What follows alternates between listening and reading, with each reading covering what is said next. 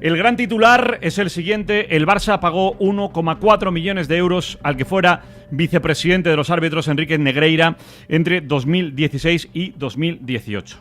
Al menos esa cantidad y en esos 3 ejercicios. Es el caso Negreira. Ese, como decimos, es el gran titular, con muchos otros aspectos que son importantes y que vamos a recordar.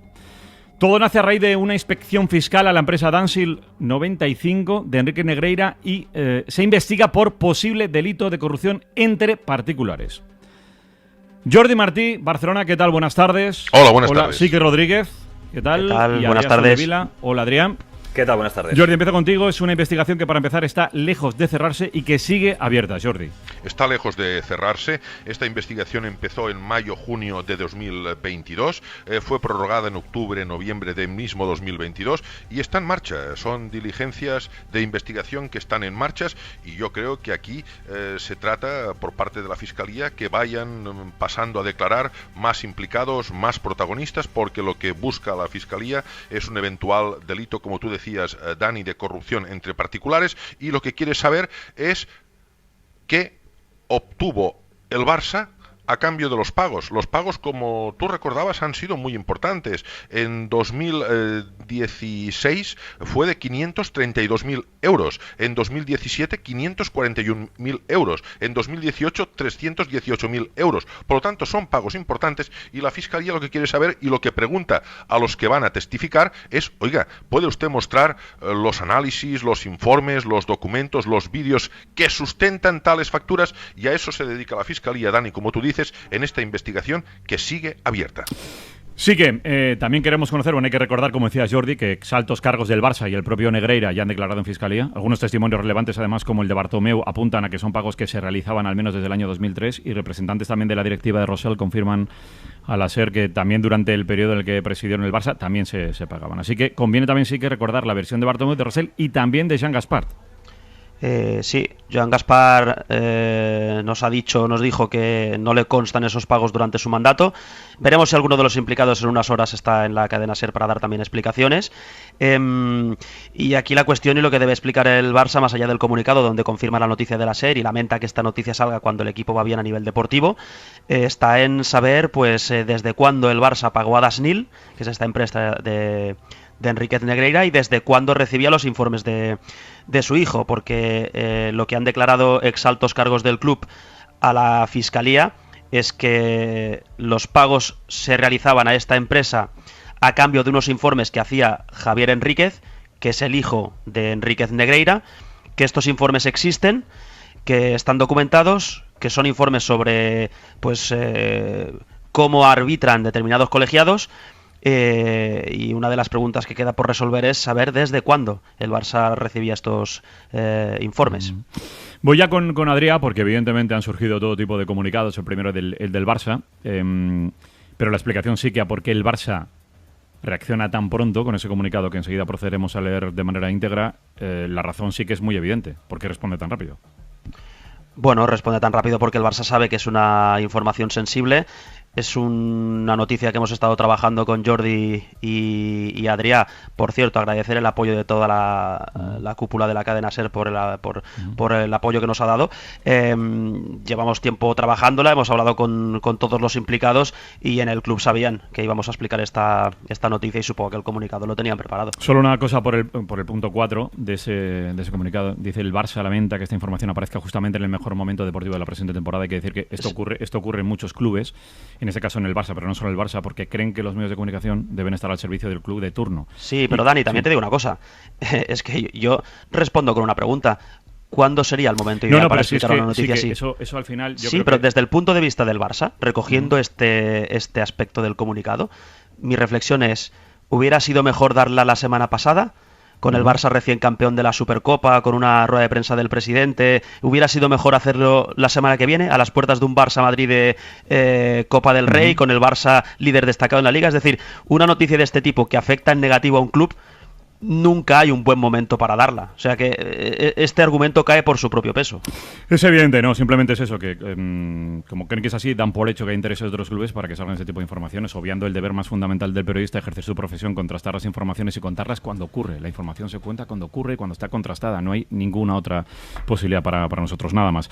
Así que, Adrián, ha hablado Joan Laporta, ha hablado Xavi Hernández, al que se le ha preguntado en un par de oportunidades, y también hay ese comunicado famoso de los 4 puntos. Adrián. Sí, en el comunicado del Barça dice que el Barça contrató estos servicios de un consultor técnico externo que suministraba vídeo, informes técnicos referidos a jugadores de categorías inferiores del Estado español.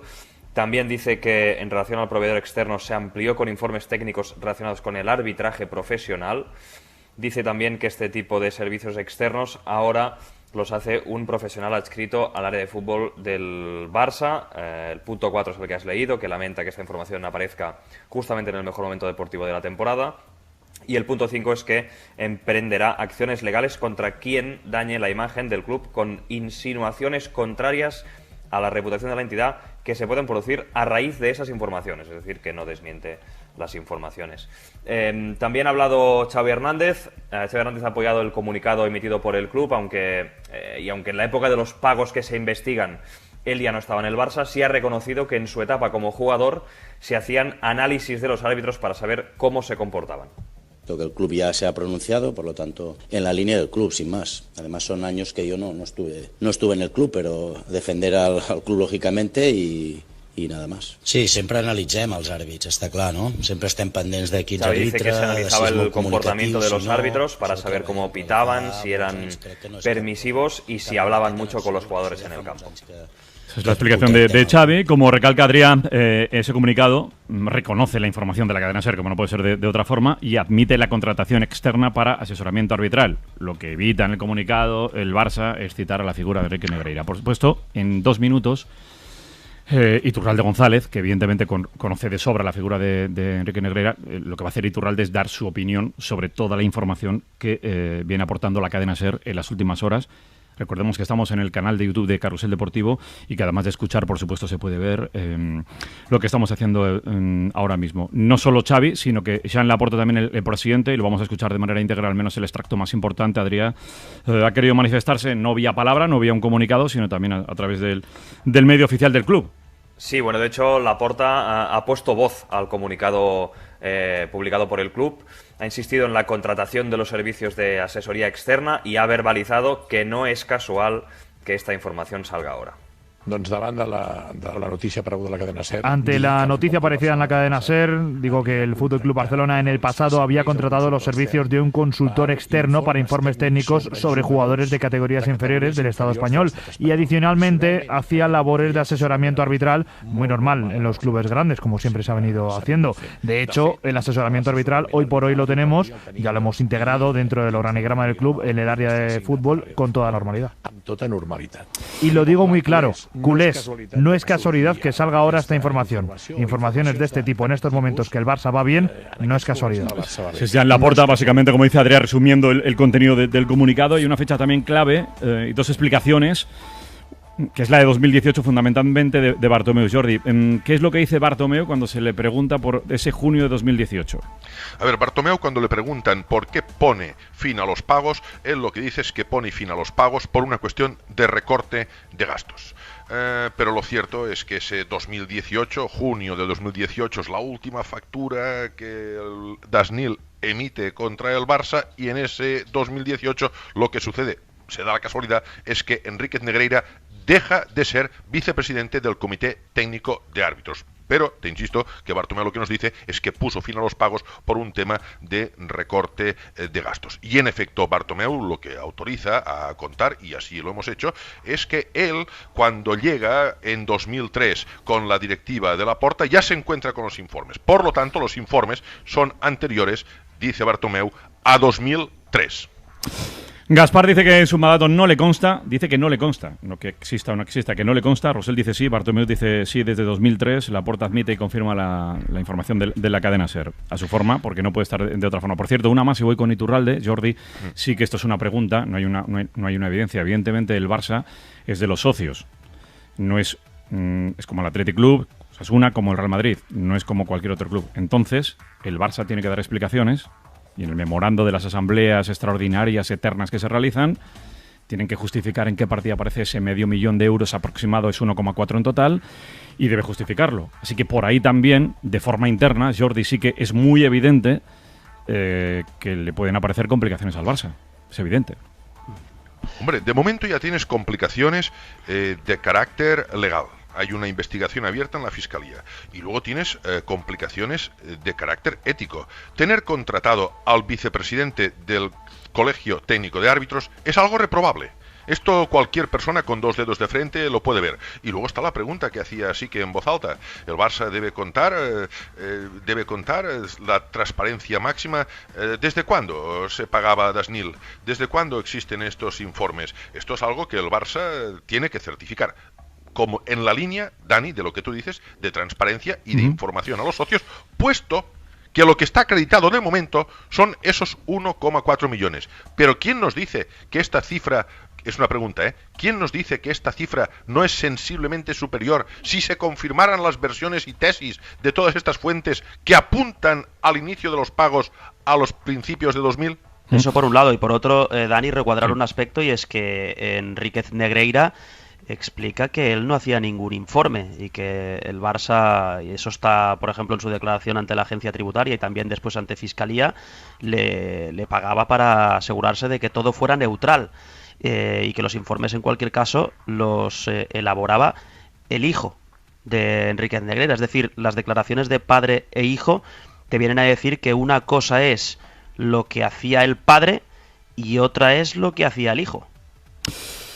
Las 8:42 de la tarde, 7:42 en Canarias, transmite Carrusel Deportivo en un día con una información muy sensible y muy importante. Eduardo Iturralde González, hola Itu, ¿qué tal? Buenas tardes. Hola, buenas tardes. El primero plano humano. ¿Cómo ha sido el día para ti? Pues triste, desde ayer que me llamasteis para comentar que estabais trabajando en esta noticia, en shock, triste por todas las repercusiones que sabía que iba a tener, ¿no? No es por defender ni por eso, es una cosa que incidencia no tiene ningún arbitraje, ni ha tenido ni va a tener, pero las repercusiones que ha tenido la noticia es pues a nivel mundial, porque me han llamado árbitros de fuera para ver de qué iba todo esto. Y tú, evidentemente tienes que conocer por necesidad la figura de Enríquez Negreira. En su periodo de vicepresidencia en Negreira, por aquello de que dices que no tiene ninguna influencia los colegiados, ¿era el que designaba a los colegiados? No era el que designaba. ¿Quién lo hacía y a qué se dedicaba él? ¿Y tú? Él básicamente era la amistad que le unía a Victoriano. Sánchez Arminio, que era el presidente del CTA. Eso es la amistad que le unía al presidente a Sánchez Arminio, era lo que le llevó a ser vicepresidente. Era el que te llamaba cuando subías y el que te llamaba cuando descendías. Pero a la hora de las designaciones eran en aquella época directas por parte de Victoriano Sánchez Arminio, y luego hubo una etapa durante unos 10 años donde las designaciones son a sorteo, es decir, no tiene nada que ver ya ni el comité ni la federación, sino que era un sistema por ordenador donde se hacían las designaciones vía sorteo. Y luego ya, después de las designaciones vía sorteo, vino el triunvirato de uno del Comité de Técnico de Árbitros, que era Victoriano, uno de la Liga, que era Puentes Leira, y uno de la Liga, que era López Nieto, y luego otro que era de consenso, que era Puentes Leira. O sea, se cambió el modelo. Él es, durante su mandato, durante su estancia como vicepresidente, hubo 3 modelos: designación directa por parte de Victoriano, designación vía ordenador, vía sorteo, y designación vía el triunvirato de las 3 patas. Como Itu es transparente y es noble y siempre dice lo que piensa, Jordi, y sí que no sé si tenéis alguna duda para Iturralde González, que por cierto esta noche, si siempre es importante escuchar el larguero, esta noche a partir de las 11:30 con Manu Carreño también lo vamos a hacer, con una mesa muy especial, con algunos aspectos en los que seguimos, por supuesto, trabajando. No sé, Jordi, sí que si tenéis alguna duda con Iturralde González, alguna pregunta. Él ya ha dicho que no era el que designaba de manera directa. En este periodo de 94 a 2018 hay bastantes años en los que las designaciones son telemáticas. Jordi, sí que... Hombre, yo sí que le preguntaría a Eduardo, claro, aquí estamos ante un caso que yo digo que es reprobable porque es contratar al vicepresidente, pero la fórmula que consiste en contratar a ex árbitros para asesorar a los clubes de élite es habitual. Sí, hay muchísimos clubes tienen.